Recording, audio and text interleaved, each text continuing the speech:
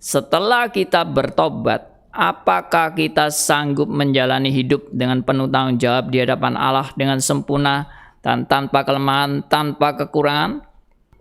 Iman Kristen menegaskan bahwa justru pertobatan yang sejati membawa kita pada kesadaran bahwa kita tidak mungkin sanggup menjalani hidup dengan penuh tanggung jawab di hadapan Tuhan tanpa cacat celah. Ini sepertinya paradoks.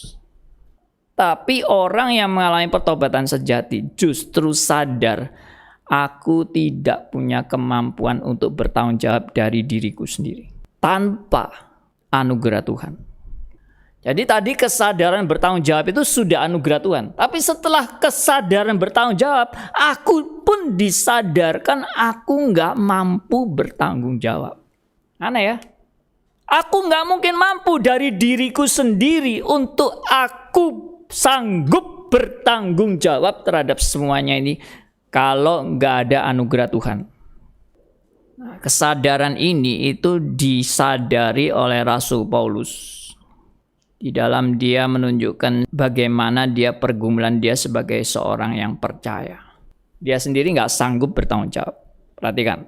Ini menunjukkan bahwa Rasul Paulus sadar benar dia nggak mampu untuk bertanggung jawab.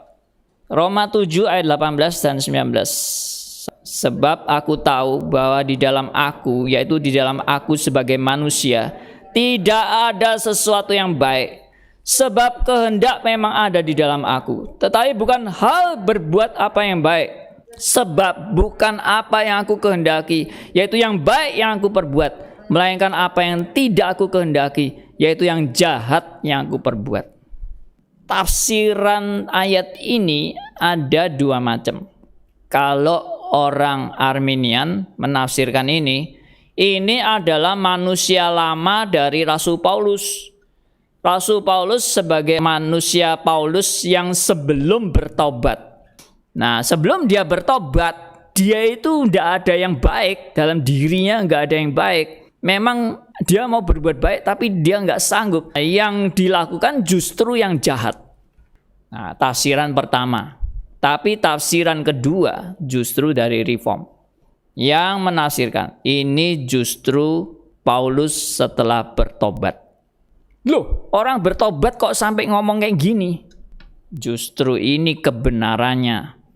Orang yang setelah bertobat justru sadar dan mengenal dirinya siapa di hadapan Allah. Dia bukan orang baik, dia orang bobrok di hadapan Allah. Dia orang yang tidak pantas di hadapan Tuhan.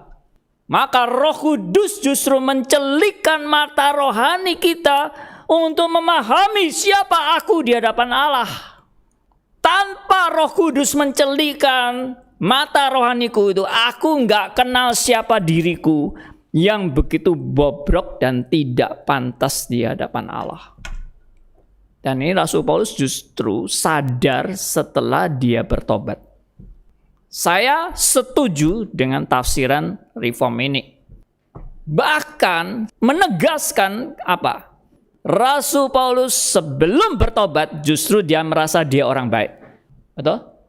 Rasul Paulus sebelum bertobat dia merasa dia orang baik, dia pembela Allah.